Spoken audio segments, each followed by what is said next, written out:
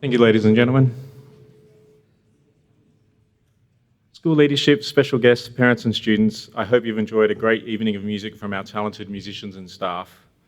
Thank you all for being here tonight, not just to celebrate the talent of our students, but to share in what music can do beyond the stage. Music is often called a universal language because it has the power to carry meaning, emotion and humanity where words sometimes fall short. Thank you to Mr. Sakari and the school leadership for supporting such an active music program, allowing our students to explore their creativity. I'd also like to acknowledge our ensemble directors, instrumental staff, and the wider music staff for their dedication to rehearsals, performance, and student development throughout the year. Thank you to Grace Trebley, the Friends of Music, stage crew, MCs, and all those involved in production, lighting, sound, and recording for ensuring these concerts run smoothly. Thank you to the parents. Thank you for encouraging your children and supporting their musical journeys. And most importantly, thank you to our students. Your commitment, creativity, and growth are what make this program thrive and inspire our community. Tonight, I want to talk about the future of our music program, but before we look ahead, it's important to reflect on the journey that has brought us here and acknowledge the people who have shaped our program. 2026 marks the centenary anniversary of Eltham High School.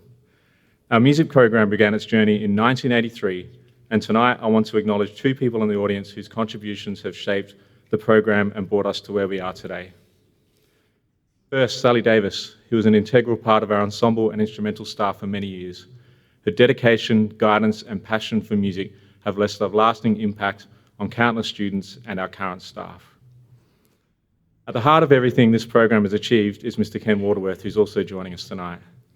He founded the program and laid the foundations for what has become one of the most successful and highly regarded instrumental and ensemble programs in Australia. Just one notable example of the program's achievements under his leadership is the Symphonic Band's performance at the Midwest Band and Orchestra Clinic in 1997, a renowned annual event held in Chicago each year that showcases the finest high school, college, and professional ensembles from around the world. Under his leadership, the Symphonic Band gained significant international recognition for the program and demonstrated the high standards of musical excellence he established. His vision, leadership, and commitment continue to influence every aspect of our music community.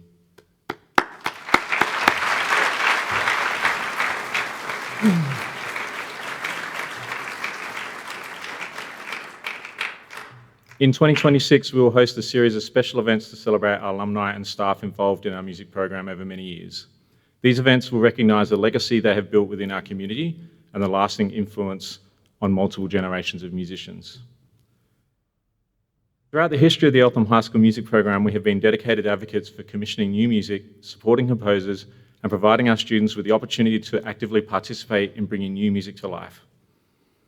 The purpose of education is not simply to prepare students for the workforce, it's to create happy, healthy, and informed people who can participate in society.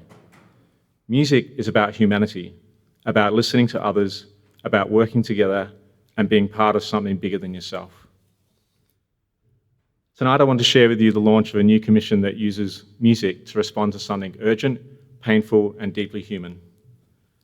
Throughout their lives, my wife, Cass, and her father, Dr. Tim Keenan, OAM, have been deeply committed to humanitarian work in places such as South Sudan, Afghanistan, Cambodia, Gaza, the West Bank, and Pakistan. Dr. Keenan was providing medical assistance in hospitals in the West Bank as recently as November 2024. And just a few weeks ago, he was in Cambodia, continuing his humanitarian work in hospitals and communities impacted by the ongoing conflict near the border. Just the next morning, he came to see the Symphonic Band perform in Perth, and it was an absolute highlight for all of us to meet him in that moment and share our music. Both Cass and Dr. Keenan have worked in affiliation with the Red Cross, an organisation founded on 7 core principles among them: humanity, impartiality, and neutrality. Those values have guided their response to crises wherever they appear, and they guide this project. We are forming a consortium of schools, university, and community ensembles to commission new wind band work by an exceptional Australian composer. The piece will draw on real stories from areas of conflict around the world, shaped by the people and communities Cass and Dr. Keenan have come to know through their humanitarian aid work. It will not be a political commentary. This piece will be a reflection through music of courage, grief, resilience, and humanity. Dr. Keenan's work reflects a belief in compassion that transcends politics and geography.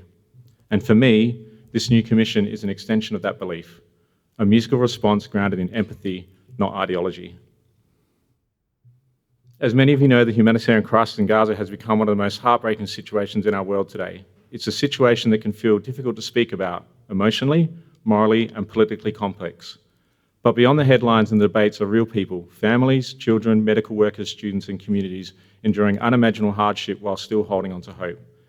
This commission has been created in partnership with our symphonic band leaders who have guided and shaped the journey. In 2024, we performed Hymn for the Innocent by Julie Giroux at this concert. Hymn for the Innocent is a tribute to all the innocent lives that are lost, whether by accident, disease, or acts of violence. Our students, staff, parents, and community felt the impact of these performances, which grew from the discussions and rehearsal process that shaped them. These focused on the composer's intent and the inspiration behind the work, helping the ensemble reconnect with the expression, nuance, and sound that the symphonic band had developed before COVID. For our students, this became more than just musical development.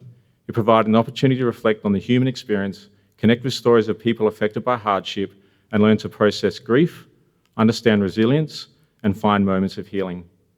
Performing these works has allowed them to carry these lessons into their music making, engaging with real human stories, not only as musicians, but as compassionate individuals.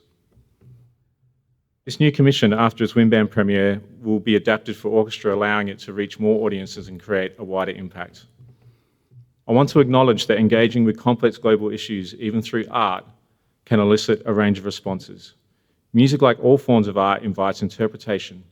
People will hear and feel different things. That is part of its beauty and also its responsibility. We fully respect the diversity of perspectives held by individuals within our ensembles, our communities, and beyond. At the same time, we also know this: the emotional truths of conflict, pain, displacement, endurance, and the longing for peace are universal. By turning to music to reflect these shared human experiences, we provide a space to respond not with division, but with empathy and understanding, bridging differences through the power of shared reflection. I know this generation, our students, want peace. They want to see a world shaped by compassion and justice rather than conflict or silence. A recent World Economic Forum survey found that 64% of young people globally are deeply concerned about conflict and global security, and that they overwhelmingly support peace building, diplomacy, and international cooperation. That tells me something vital. Our young people are not disconnected. They are listening, and they care. And they're seeking ways to respond, not with anger or despair, but with humanity and hope.